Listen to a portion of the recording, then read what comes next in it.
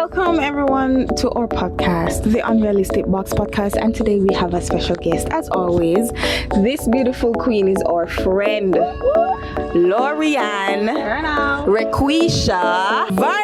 We'll be talking about everything: life, family, friends, business, the roughness of starting your own line, the decisions on pricing, the discipline, the consistency behind it all.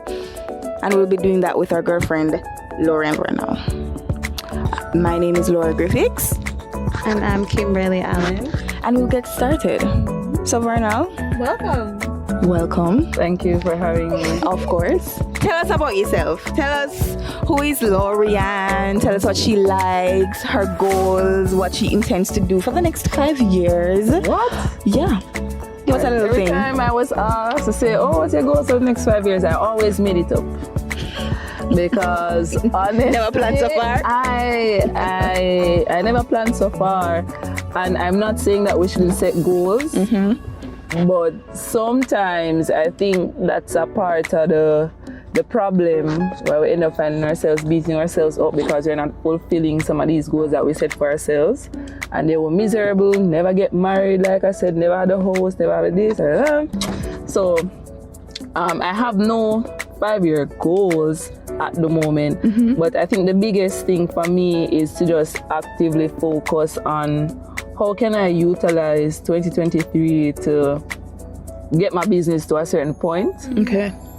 Right? So this is definitely long-term for you. This is long-term, like, come on. So tell us about Tanktease. All right, why did we go into Tanktease? What pushed us into that niche? And what has kept us so far? All right, so Tanktease. The concept has changed. And I guess maybe that's why I'm having a bit of struggle. But the initial thing is, Tanktease, when I started out going to the gym, and I was like, whoa, body hot. And it was like, I always liked tank tops. I think the biggest thing for the whole gym thing was having arms that I was comfortable with. So it started with the concept of like customized tank tops, and it's like a tease because people are looking at something that they can't have. Mercy. So that's where the concept of like Tanktease came up. Yeah. And then I realized, obviously, the gym thing, because then I went on a personal slope where my concept of self changed. So it moved away from the gym thing. And then I realized that for years, I've always had this passion for customized t-shirts and stuff like personalized stuff, things that feel like uniquely you have, right? And that's what I was really going for, a brand that allowed you to express yourself and to just be creative and to be loud, and we don't have to be like everybody else. So even when I started, I had things that persons could choose from to make it theirs. It wasn't just about me pushing out and say, yo, this is what I'm selling and this is what I'm putting out there. So what sets you apart from your competitors? I'm not sure if this is the smartest statement to make, but the thing is, I am not even watching the competition though. It's not even about being better. It's just that I have something that I'm offering and I want to put out there. I just want people to be genuinely attracted to the brand and to just gravitate to it. That's my focus. Not competing, not to be the top company in Jamaica. Everybody have to eat. It's just finding people who are as passionate about my brand as I am and wants to have that experience. That's really it for me. So how do you come about your designs? Is it that... do you do your own design? Yeah. Some of them. Do you get Canva? You use Canva? Yes, I use Canva to create like flyers and posters and things like that. And I think that's really good for small business owners because we don't have a lot of money to like throw out. Right? But at least we can watch YouTube videos and learn tricks and tips, right? To boost your brand how best you can. So what is your marketing strategy? Is it that you provide products for corporates like companies, or is it just for individual people? The thing is, my original intention for Tanktease was for it to be a brand that I pushed out my personal clothing line. But the reality is that you don't really have a name yet. Yeah. Right? So that would have caused a struggle. Yeah. How do you just get persons to just start buying Tanktease? So with having equipment and everything, it placed in a spot now where you start doing, or we started doing customized items for others. In the interim, trying to push my thing, because the reality is I want us to actually get to the place where we only do our stuff, only Tanktease brand Only stuff. We don't do customization anymore. But you think themselves though? Yeah. You think that the designs are fire. So I'm wearing Tanktease now. I'm not gonna see, but I'm wearing it because I support my Appreciate friends. it. Yeah, I do like your designs, and I see that most of your designs are sarcastic. Can you hear my voice, people? I am pretty sarcastic. Talk to us about that, because the Santa, the Christmas line that you had, dear Santa, I can explain. I like that. Yeah. How do you come up with these ideas? Going back to the concept of expression, but can I just jump back a bit? Because I think I never really answered the question properly about marketing. Okay. So marketing, how I do marketing, I do paid ads. Okay. And you don't have to spend a lot of money to start doing paid. Instagram? Is it Instagram? Yes, I use Instagram, Okay. which is also connected to Facebook. That allows you to just spend whatever little money you have. If you have $10 US you can put out, just do that. Get your friends, and listen, we can rely on friends. If you're doing a small business, don't dare think that friends are going to be the ones that are going to put money in your pocket. It's like a side or a piece of it, but go out there, look at the bigger market, because you can be selling the same things and your quote-unquote friends will go and buy it from somebody else. And people always want for discounts and always buy along the price. Lord. That is So going back to the whole design things, my thing is when I'm doing my designs, I don't want it to be saying the same thing as everybody else. So like even for Valentine's, I was trying to push out a design that said stupid Cupid instead of, love and bubble, because not everybody is about love and bubble. Some people are just not about it. Yeah. So I think that's really the concept that I go with, that it's being different, it's expressing a different view. When everybody is saying yeah, you can say no. So that's really it for me. All right. So we talk about marketing. What I really want to know is, when you want to close shop, what keeps it open?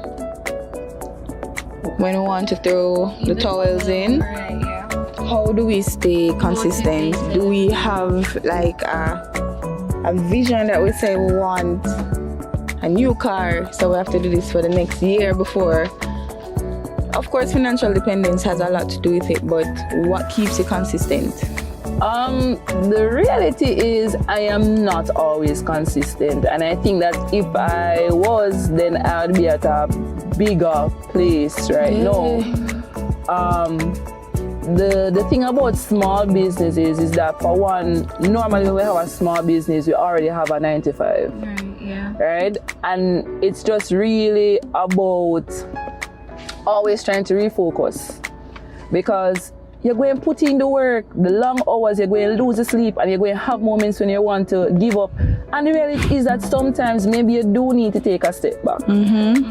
Right? Because for some persons, you'll have a brand and it crashes and falls like probably 2 years in or 4 years in, and you just have to regroup and then, come back again with a new idea. So I think that even in the biggest of companies, they have moments where they're not always consistent, you're not always motivated, but you just have to see the bigger picture, and the bigger picture started with your dream and wanting to see your concept be fulfilled in a certain light. So I think that's what we have to use, but the consistency, the motivation won't always be there, and we have to be realistic about that. I think a lot of persons, they put out the motivational videos and stuff, and you have to wake up and do this because you want it, you have to be hungry. As hungry as you can be, I know that sometimes you do without a meal. So it's just being realistic that you're going to have moments when, hey, Okay, so let us go back a little bit. Okay, ma'am. To the beginning stage of Tanktease. Canva, you said you use Canva to do your designs. What other resources did you use to kind of get the designs together, market them and so forth?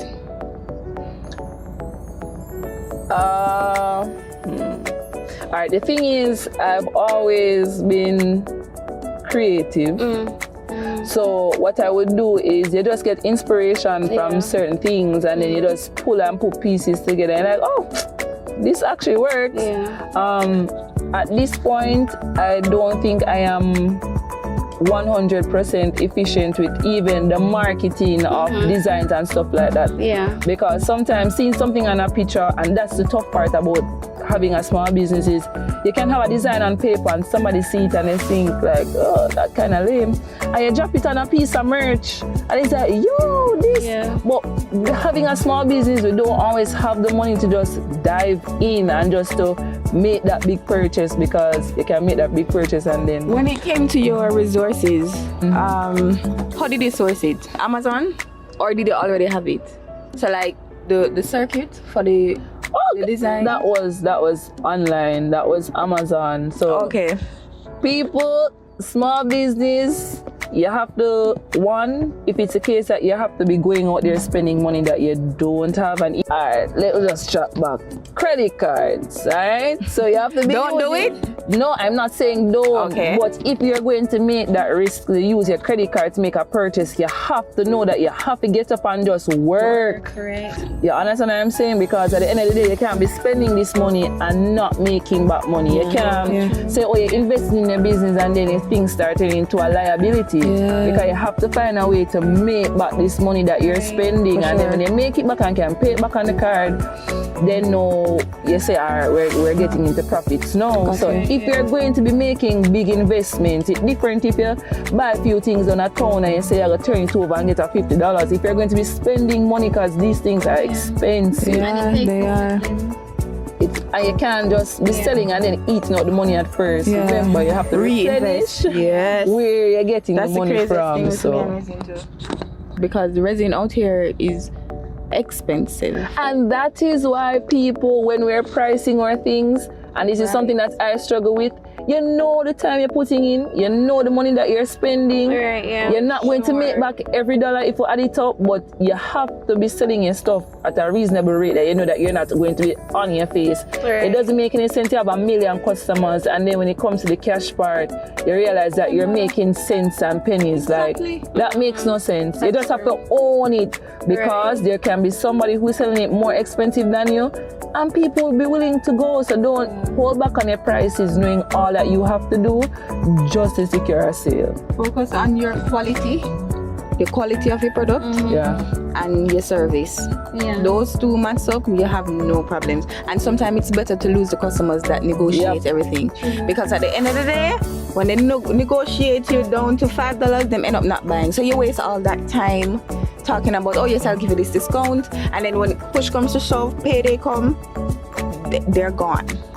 So I've had instances where I've given out keychains, and to this day I haven't gotten paid for it. And I'm not the one to run down somebody, because if you're doing a transaction, you can't go to the supermarket and walk out with a good and not pay. But that sounds like a friend. That sounds like you did that purchase. You have to know, you have to draw the line. And so we're going to talk about boundaries. We're going to talk about how do you deal with friends who want to purchase your items at a specific rate or a discounted rate. How do you deal with that? The reality is, if you're going to be giving a discount, it cannot be at a loss. I will go back to that. It cannot be at a loss. And the reality is, it might sound away, but if it's really a friend trying to support your business, brother, I better them give you extra than them give you less. If they genuinely want to support, leave room for you as the business owner to say, here what, Laura, him, you know, you're always a support.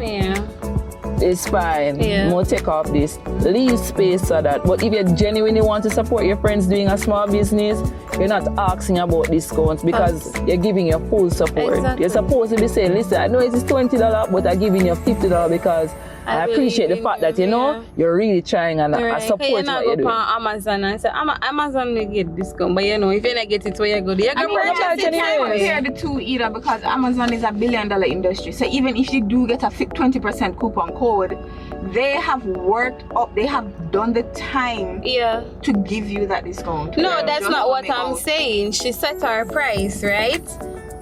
So accept that is what it is. Your t-shirts cost how much money? It varies. It varies, but it starts at $2,500 up. And that's reasonable. And I think that's robbery. In the sense where I remember, like in about 2015 or so, like I purchased a t-shirt from somebody and I paid $2,500. So obviously I was rich then, I didn't even realize.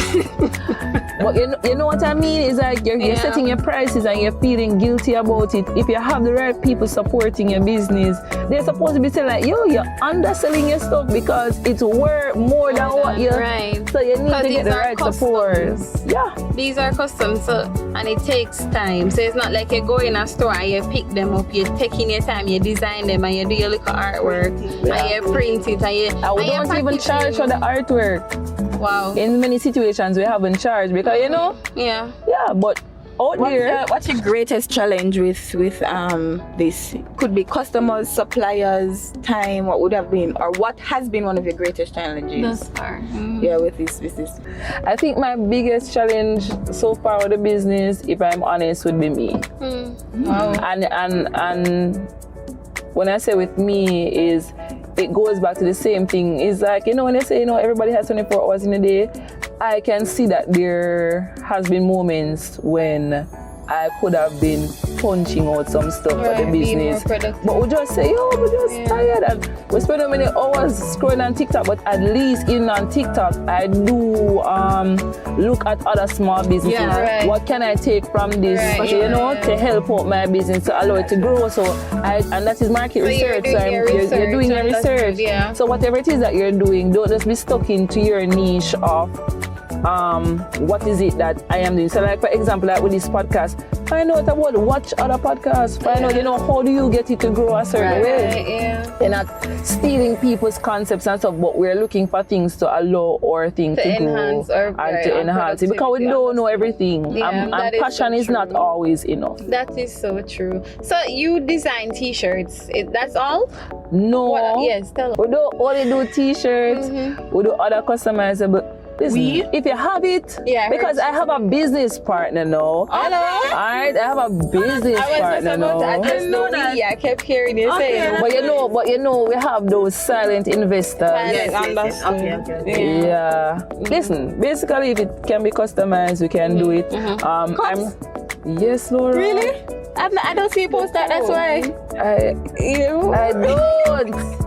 The thing is that, honestly, it's not something that I'm passionate about. Just a t-shirt? But it's not just about t-shirt. I'm thinking about from the perspective of going into, like, further into the clothing line. Right. But aside from that, like, phone cases and things like that, it's just really about being a small business.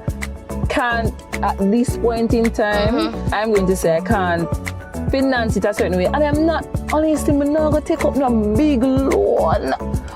You understand what I'm saying? It's not that I don't have the dream, but you have to take it in strides. In strides, yes, that is. You understand? Because when the pressure or the fact that, okay, so for this month you never made as many sales as you would have anticipated, you can still have a credit card loan or whatever it is to pay regardless. You understand? So you have to be cautious.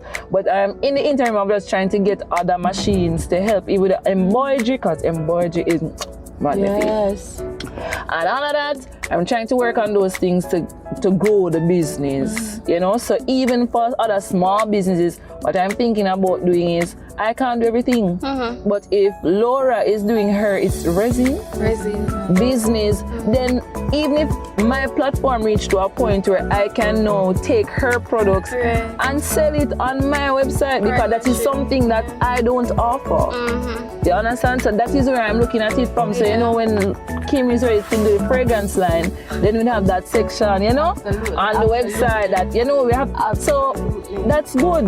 And I should say, for my resin, I use Vernal to print names on the keychain. You do? Yeah. So when persons want their name on the keychain when I'm doing the letter, she prints it for me. And I think only do that for Laura though. Oh, I only do that for Laura. have said that then. No. I don't mean it in a bad way. I'm just saying like I just Laura alone can get me to sit down and do them little something very there. small. They're very small. I appreciate Lorrie because we try all heap of things. Yeah. We did try. Oh, we Lord. did try the t-shirt thing. And Lorrie said, "But Kim, if you use such and such, how you feel like you're gonna earn money?" Because I don't remember the place I was using, but it was a supplier, and all I do is upload my designs. Oh. So I will get like a $10. Which is what doesn't make no sense. Why don't you do custom t-shirts? But that wasn't my passion, but I do appreciate it as a friend, you know? I mean, you learn from it. You do learn, right? And I think where I come in is, call me an idiot. But with doing business at the end of the day, and I said it earlier, I think that everybody has to eat. Mm-hmm.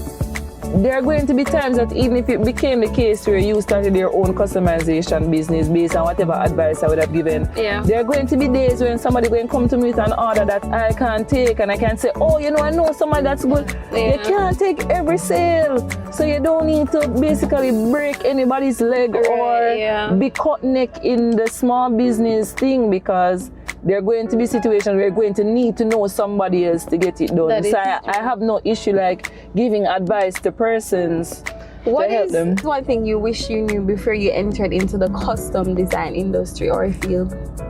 I just wish me to have a bag of money.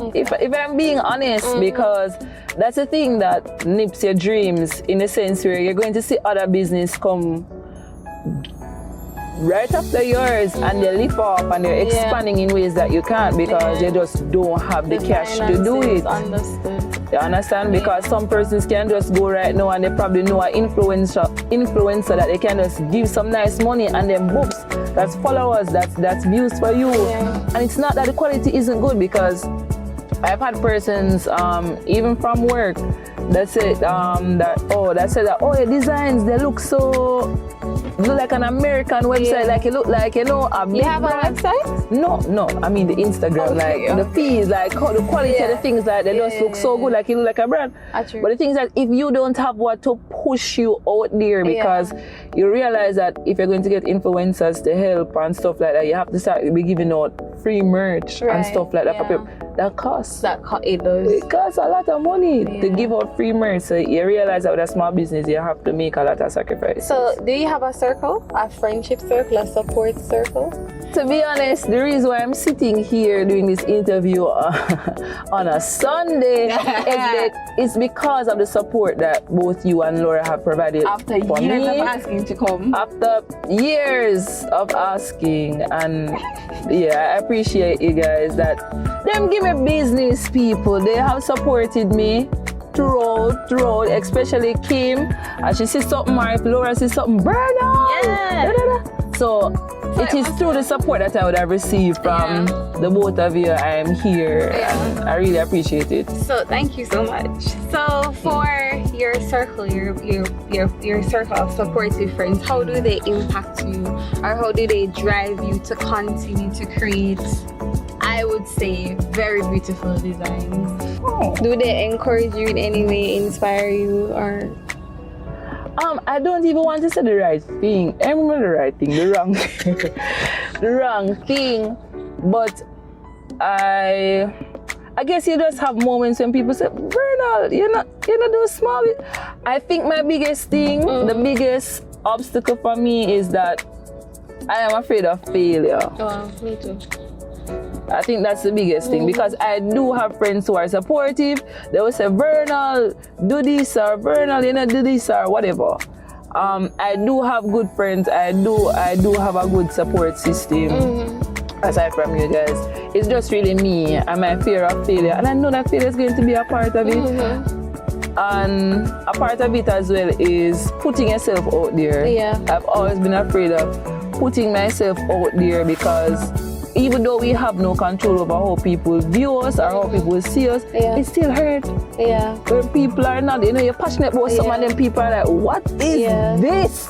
So do you allow how do you think you accept feedback, negative criticism? Do you think that shapes the way you go forward in the business? You have to. Mm-hmm. And you realize that when it comes to these kind of stuff with business, you have to take your feelings out of it when it comes to the products, because it makes no sense that at the end of the day, the community of persons who are purchasing your product is the most important thing. That is true, yeah.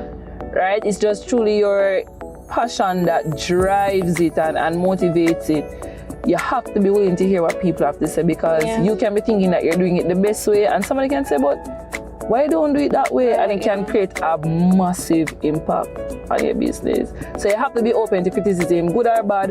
As I said, just personally for me, I just have that struggle of failure. But we'll keep trying. We're trying. I appreciate it. And thank you for being, transparent in your answers. Oh yes, ma'am. I must ask you, if you were to go back though, 10 years ago, Lorrie-Ann Vernal, 10 years ago, what would you have done differently to prepare you for Lorrie-Ann Vernal today? If you would have done anything differently at all. What I would do differently is people. Do we have the time? But the one thing I would say is, one thing I would do differently is to learn to love me more. Oh, wow. Okay. And if I had learned to love myself more and had a greater appreciation of myself, then I wouldn't be so afraid of failure now. Because if you love yourself, who cares if other people don't think that you believe in what you're doing and you're pushing yourself out there, So if you can love yourself, love what you are about, and just stepping out there and just being the truest version of yourself, the best version of yourself in whatever it is that you're doing, then it's only up from there. All right, Lorrie, let us stick a pin in Tanktease. Tell us about Lorrie-Ann. Who is Lorrie-Ann Vernal? Lorrie-Ann is... And tell us one thing that no one knows about you. Lorrie-Ann is an extroverted introvert. Like you. Right, that's basically it. So even this morning when I was coming for this podcast, I was like, oh my God, is it too late to Kim that I can come? But you come to see your summer best friend. What do you mean? The thing is, I don't even really think about that though. Like, who am I? And that is something that I'm working on as I get older, basically Asian. But I am trying to take on a journey of self-discovery. I think most of what I know of myself is what I am told that I am. And I'm trying to go on that journey. That's very common, actually. But how do you accept that? Do you accept? Accept what? Not if it's not true. Who you are, to define you. No. When I say that, I'm looking That's at it crazy, no? Isn't that very presumptuous of others to tell us who we are? Of course, people do it with it. You know what? People do it because if you think about it, it stems just from the concept of growing up. We are products of our home and our environment and the belief system of our parents and all of that. Sure. So it leads, and I think that's a part of the problem, where when we get older, people think that we're getting into our rebel stage. But it's not about being a rebel, it's about realizing that for years I have lived a certain way and now you're trying to discover who am I and evolve as a person. I think I kind of wait too long, seeing that I'm almost... I think the beautiful part about it is that I'm actually at a stage where I can see that, we need to do some self-discovery. I've seen growth in my friend. What? This is news to me. I've seen growth. Lorrie, we never like you one time. You like, that was a mutual dislike. Right, so but I'm a friend now. Like, right? See? How life. But tell us something about you that no one knows.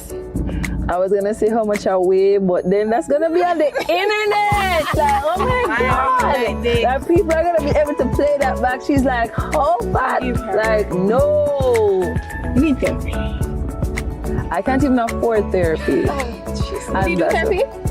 I would. I think some of us have some childhood trauma that we encourage their she partners. has to. I do think that there are things that we're struggling with as adults, because the reality is, if we're going to take this journey now, is that, listen, many of us, our parents would have lived some lives and they would have poured over on us. I'm not saying me, but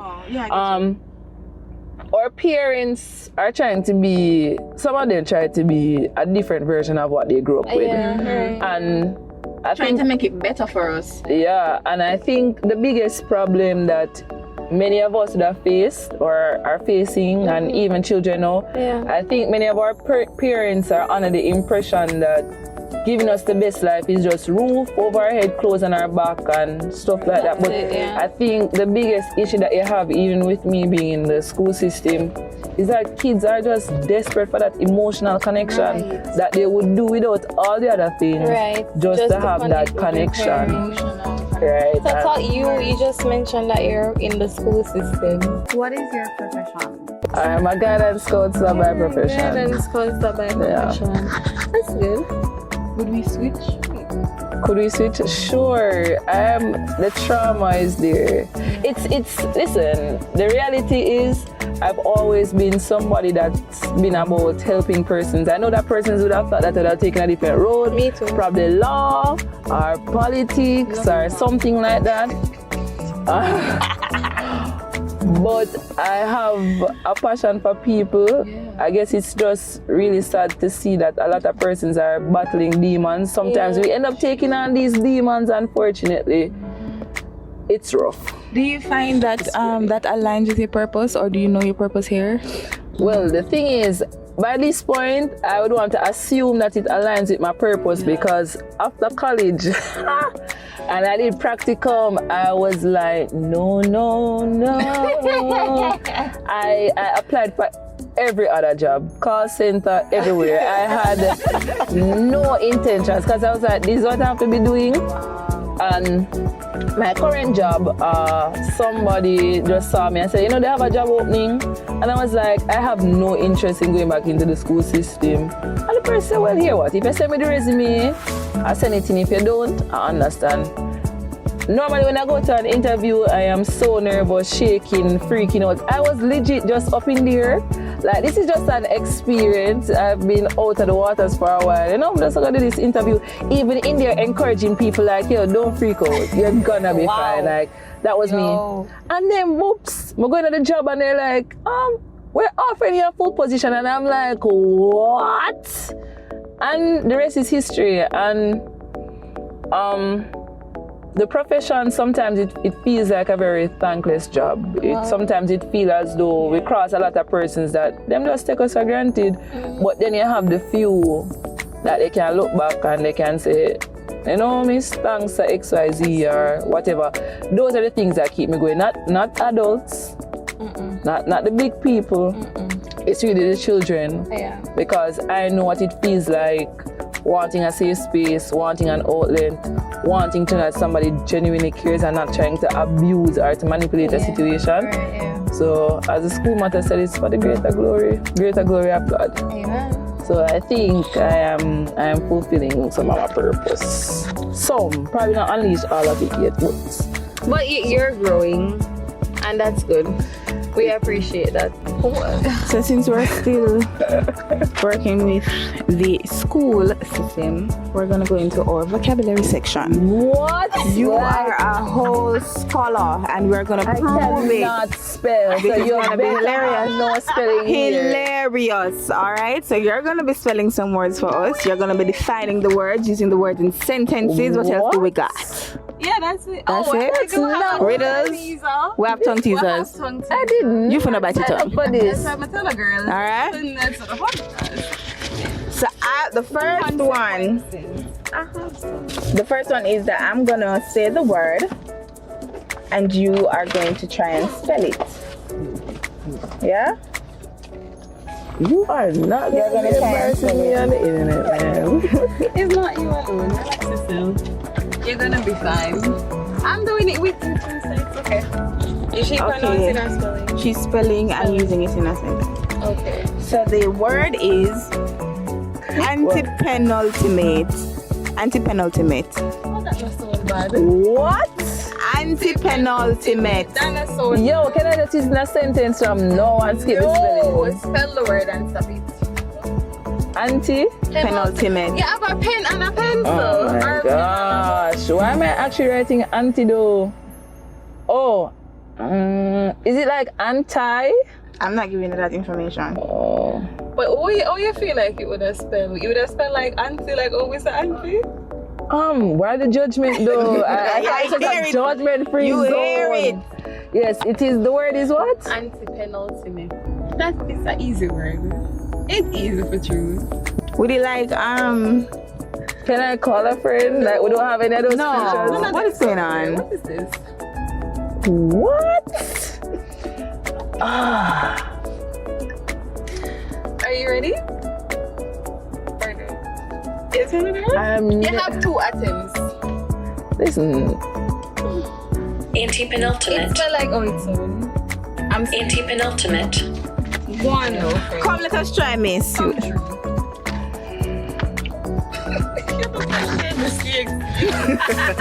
Listen, but now I couldn't be sexy right now. Listen, I just know say it start with A-N. Good job.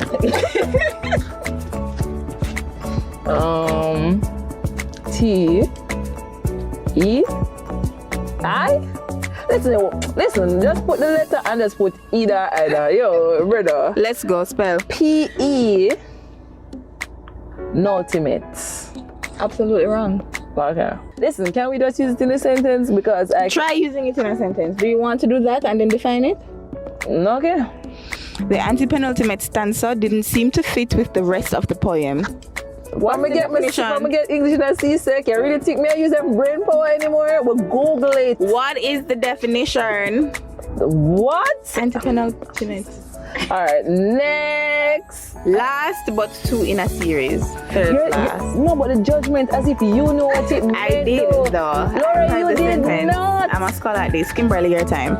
Are you going to spell the word out? Alright, spell the word for the public. Anti-penultimate. No, but Kim, no. Do you see that judgment though?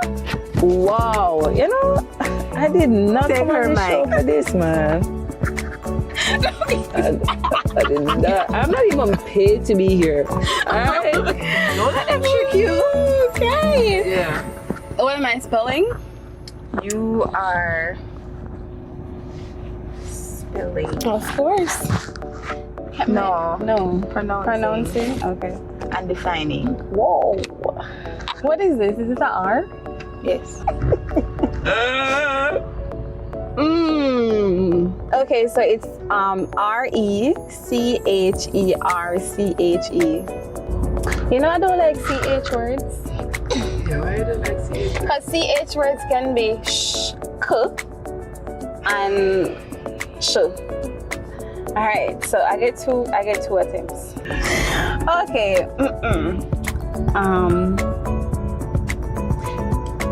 I want to say ricochet, but this is not how ricochet is spelled. Yeah, or ricochet is spelled. Alright. Pause, yeah. So it's recherche. Mercy. That's it. Recherche. Whoa! Recherche. Recherche. Okay. Alright. But it's the Recherche. accent. Alright, the recherche gem, is this gem? Was made of ruby and is the only one in the world. Recherche. Yeah, I've heard it. Is it like a one-of-a-kind gem? So it's not like common like a diamond or a ruby or a sapphire. It's like a one-of-a-kind. Yes, I tell us a one-of-a-kind because you say everybody else. You're talking about all the others as if. What is it? Is it like What kind mean what? One-of-a-kind mean one-of-a-kind. one-of-a-kind, not common? I can give you still. It can be alright. Rare, exactly. Rare. Right, that's what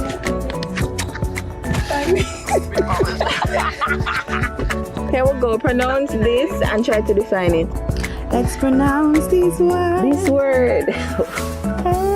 these people are testing me. This is farinaceous. What? No, everything looks like it's supposed to pronounce though. Cause it look like, red farin, but red FA, but farinaceous. What's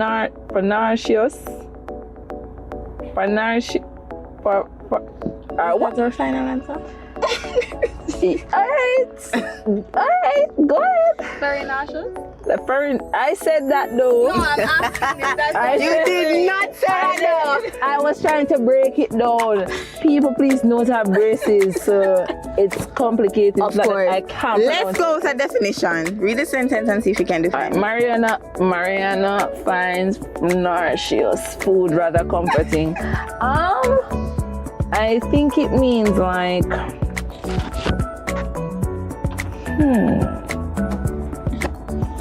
Alright, since you start with F, I'm gonna be like fattening foods, like Farinaceous. We were close. Farinaceous. We were close though. And it means consisting or containing starch. But see, it wasn't a dumb response when I said fattening though. At least I know it was a. Yeah, but that's off though. Everything can make you put on weight. So then I wasn't wrong. Because starch can be. Alright, no, it can't be. Thank you. Alright, Kimberly, you can put on weight, but it would be considered fattening. Hibernian? Oh, sorry. Hibernian? Or Hibernian? Wait, hold on. So it's Hibernian. So I'm thinking Hibernian or Hibernian. I'm gonna go with Hibernian. Hibernian. Okay. You said Hib. I said Hibernian. No, I just chose Hibernian. No, I didn't. Yes. You said Hib or Hi, and you said you're gonna go with Hib. I said Hibernian. That's what I said I'm gonna go with. Alright, in this one, can we just No. put this in the docket to rewind? Yeah. Definition. No worries, so I don't must say Hibernian. The Hibernian guests were easily identified by their accent and request for particular whiskies. You're not gonna get it. Don't tell me that. Hold on. So is it like who like whiskey? Which people like whiskey? Like southern people? Nope. I just feel that wrong though. Yeah, I see your picture. Alright, so Hibernian guests. Are they from like an indigenous tribe? And whiskey? Indigenous? And whiskey? What? They could have evolved. Calm down. Alright, let's get it. Yeah, what's it? It's of or concerning Ireland. What you feel now? What you feel now? Good job. Good try. But Vernal, before we close out, tell us one unrealistic dream that you have. Alright, the one unrealistic dream that I have is that I'm gonna have a 6-pack by November.